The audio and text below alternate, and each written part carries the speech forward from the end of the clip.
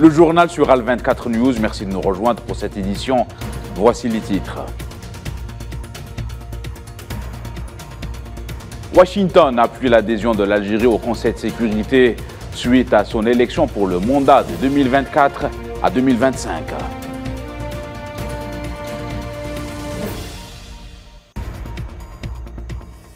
Après la Mauritanie, l'Algérien Bank of Senegal a été inauguré aujourd'hui dans la capitale sénégalaise, Dakar.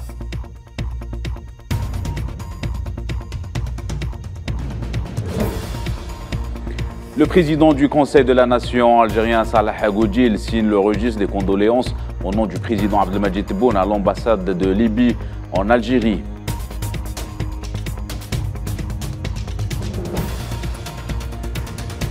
En pleine tension autour de la région du Haut-Karabakh, l'Arménie et l'Azerbaïdjan achèvent un premier round de pourparlers.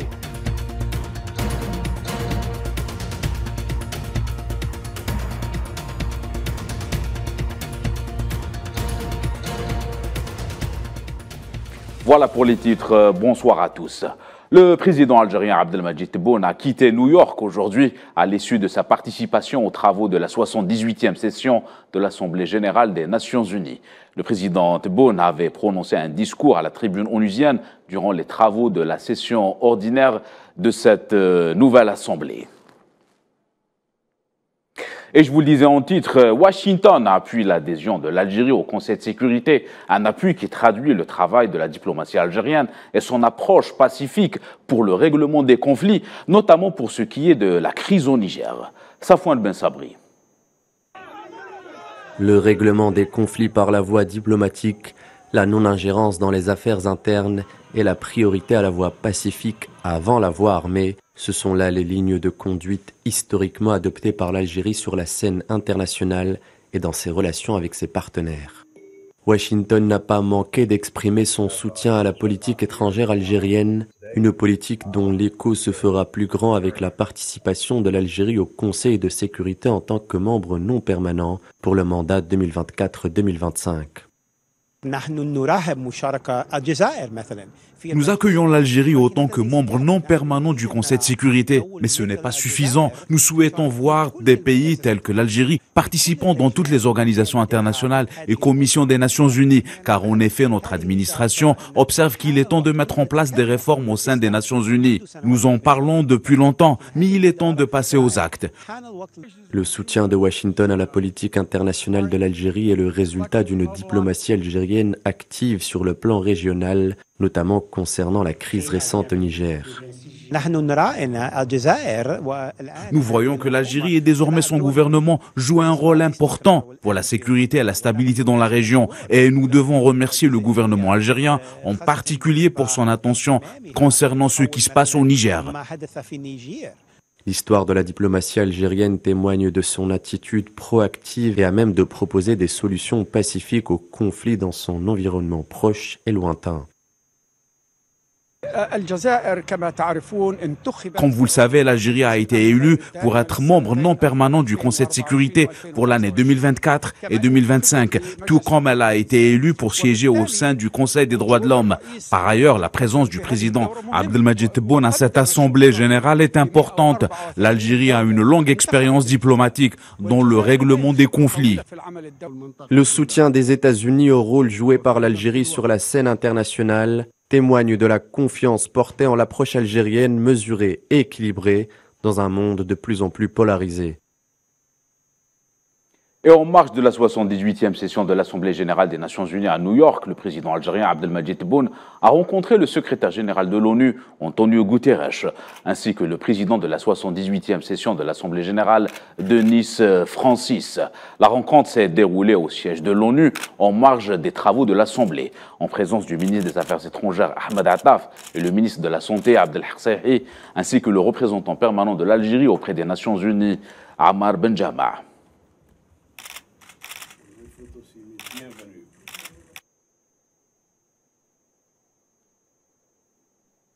En marge de cette session, le président algérien Abdelmadjid Tebboune a rencontré son homologue sud-africain Cyril Ramaphosa ainsi que son homologue cubain Miguel Díaz-Canel et la première ministre italienne Giorgia Meloni. Le président algérien s'est également entretenu avec la vice-présidente de la République de l'Ouganda, Jessica Rouz Aloubo, et le président de la délégation tunisienne, Nabil Ammar.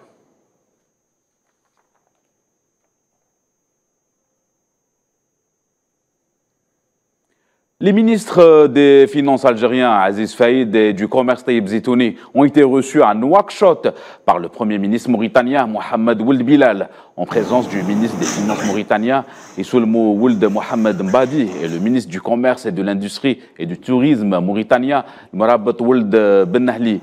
Au terme de l'audience qui s'est déroulée au siège du Premier ministère mauritanien, en présence de l'ambassadeur d'Algérie en Mauritanie et du président du Conseil et du renouveau économique algérien.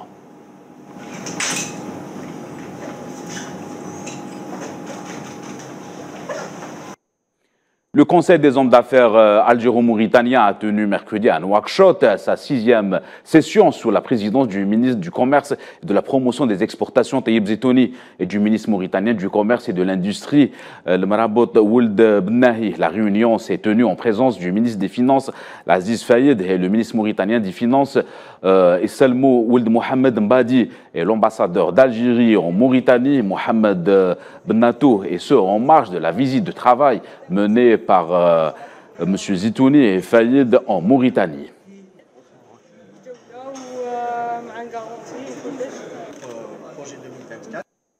Nous vous le disions en titre, la deuxième banque algérienne agréée à l'étranger, Algerian Bank of Senegal, a été inaugurée ce jeudi à Dakar, après l'inauguration mercredi à Nouakchott de l'Algerian Union Bank, en application des instructions du président de la République, Abdelmadjid Tebboune, visant à faciliter l'investissement et les échanges commerciaux entre l'Algérie et les pays africains. La cérémonie d'inauguration des sièges de l'agence de l'ABS et de sa direction générale à Dakar a été présidée par le ministre des Finances, Aziz Faïd, et le ministre du Commerce, Taïeb Zitouni, outre le ministre sénégalais du Commerce et de la Consommation, ainsi que le porte-parole du gouvernement sénégalais, Abdou Karim Fofana.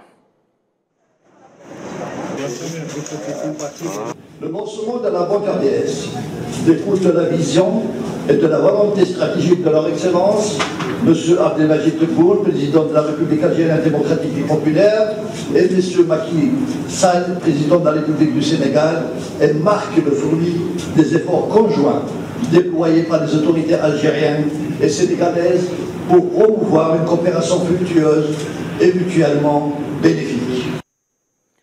Le président du Conseil algérien de la Nation, Salah Goudjil, a signé ce jeudi au siège de l'ambassade de la Libye en Algérie, au nom du président Abdelmadjid Tebboune, le registre de condoléances suite aux inondations dévastatrices qui ont récemment touché le pays, notamment la ville côtière de Derna.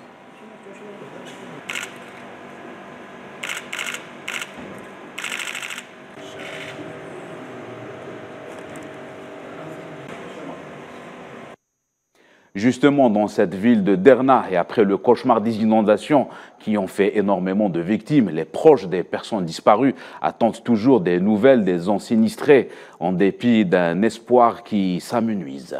Iman Merad. Suite aux inondations meurtrières qui ont dévasté la Libye le 10 septembre dernier, sauveteurs et volontaires tentent de retrouver les corps des personnes disparues avec l'infime espoir de tomber sur des miraculés. En tant que Libyen, quand je retire les corps, je jure, je pleure, je ne peux pas le supporter.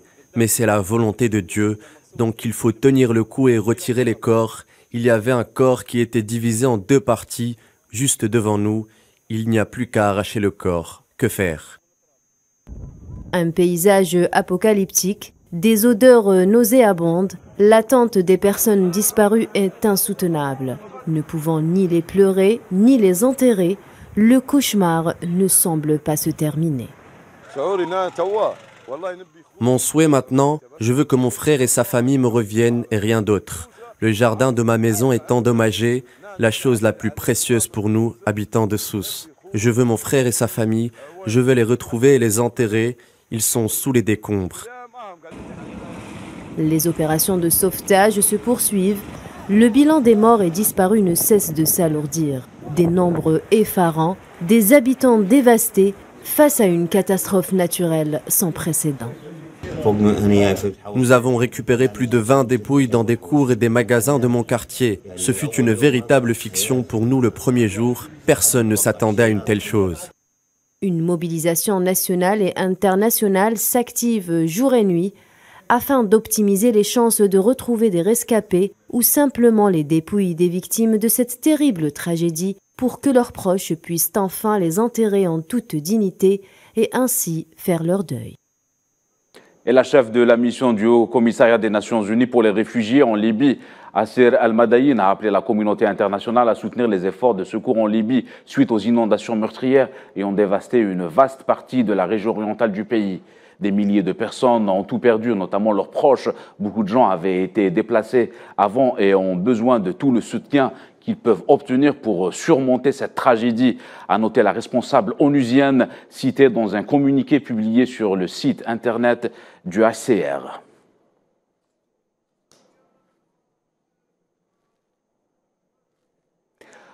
Au Burkina Faso, au moins 16 personnes, dont 4 supplétifs de l'armée, ont été tuées dans 2 attaques terroristes mardi dans le centre-est et l'ouest du Burkina Faso. C'est ce qu'a rapporté jeudi les médias citant des sources locales et sécuritaires. Le même jour, une attaque de groupe terroriste a fait 4 morts à Sirassou, dans l'ouest du pays. Tous les membres des volontaires pour la défense de la patrie, FDP, supplétifs civils, et de l'armée, a ajouté la même source sécuritaire. Les forces de défense nationale éthiopiennes ont annoncé aujourd'hui la mort d'environ 462 éléments du groupe Shebab à la suite d'une attaque manquée lancée par le groupe armé. La force a déclaré dans un communiqué de presse que les éléments de Shebab ont été tués dans la ville de Rababari, au sud-ouest de la Somalie, après avoir tenté de lancer une attaque contre une unité de la force présente dans cette zone. Il a révélé que le groupe armé avait tenté d'utiliser 12 kamikazes et 3 véhicules chargés d'explosifs lors de cette attaque armée.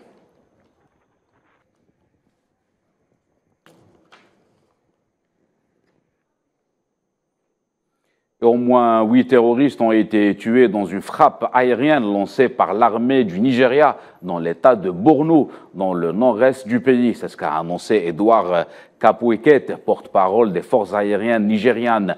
Il a déclaré dans un communiqué qu'une frappe aérienne avait atteint avec succès un repère de terroristes dans le village de Baranga, dans la zone administrative de Marthe. Selon la même source, un camion mitrailleur appartenant aux terroristes a également été détruit durant l'attaque.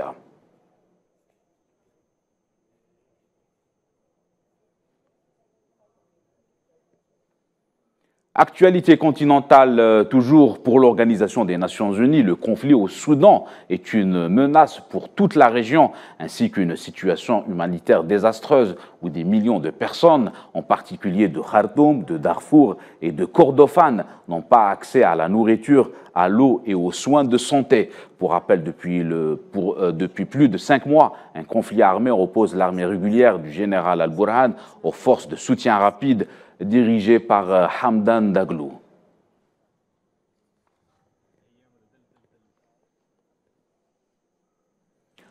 Dans les territoires occupés de la Palestine et pour le 6e jour consécutif, les autorités de l'occupation poursuivent la fermeture du point de passage d'Erez au nord de la bande de Gaza, empêchant ainsi les citoyens d'entrer et d'y sortir, selon des sources palestiniennes. Les mêmes sources ont affirmé que les autorités de l'occupation ont empêché les civils palestiniens, les travailleurs et les malades, ainsi que les commerçants, de passer par le point de passage de Beit Hanoun. Pour rappel, ce point de passage est dédié au transport de personnes, ainsi que les véhicules vers la bande de Gaza.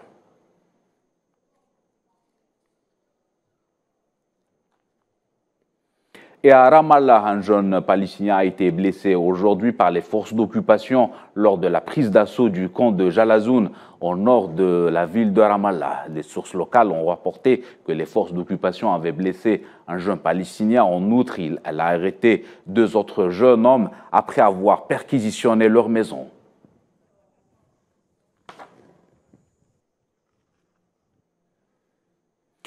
À l'occasion de sa participation aux travaux de la réunion de coordination des aides internationales au profit du peuple palestinien, le chef de la diplomatie tunisienne, Nabil Amar, a souligné l'importance d'exiger des pressions sur l'occupationniste et ses atteintes quotidiennes à l'encontre de la population palestinienne, contraires aux chartes internationales et aux principes des droits de l'homme.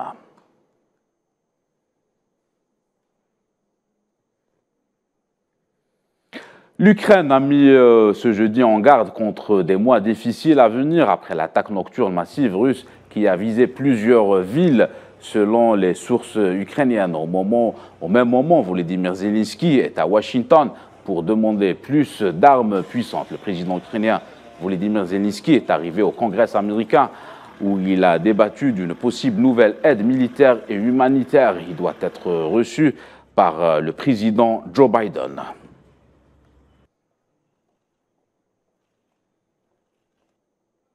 Le président syrien Bachar al-Assad entame dès ce jeudi une visite officielle en Chine, la première dans ce pays après presque 20 ans, destinée à obtenir davantage de soutien financier de Pékin pour la reconstruction. La dernière visite de Bachar al-Assad en Chine remonte à l'année 2004. Il s'agissait de la toute première d'un dirigeant syrien depuis l'établissement des relations diplomatiques entre Pékin et Damas en 1956.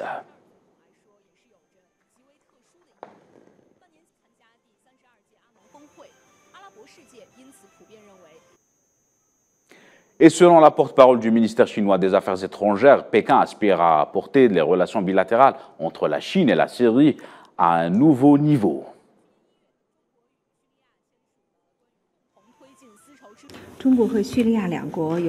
La Chine et la Syrie entretiennent une amitié traditionnelle et profonde. La Syrie a été l'un des premiers pays arabes à établir des relations diplomatiques avec la République populaire de Chine et l'un des promoteurs du rétablissement du siège légitime de la Chine aux Nations Unies. Depuis l'établissement des relations diplomatiques il y a 67 ans, les relations entre la Chine et la Syrie se sont développées de manière saine et stable. Le président syrien Bachar al-Assad attache également une grande importance au développement des relations entre la Chine et la Syrie. Il s'agit de sa deuxième visite en Chine depuis son accession à la présidence. Direction le Haut-Karabakh, où la situation est tendue depuis 2 jours entre Yerevan et Bakou, en dépit d'un premier rapprochement entre les deux parties. Le Premier ministre arménien Nikol Pachinian a défendu la position de son pays et sa politique dans cette crise qui l'oppose à Bakou. La paix est un environnement exempt de conflits interétatiques et interethniques. Ce chemin n'est pas facile. Il passe par des chocs externes et internes et nous devons l'emprunter pour le bien de l'indépendance, pour le bien de l'État, pour le bien de l'avenir. Les armées des États membres de l'ASEAN ont commencé leur premier exercice naval conjoint. L'Association des nations de l'Asie du Sud-Est avait déjà réalisé des exercices militaires conjoints avec plusieurs pays. Ces opérations, qui vont durer 5 jours, sont les premières menées par l'ASEAN sans la participation d'autres puissances.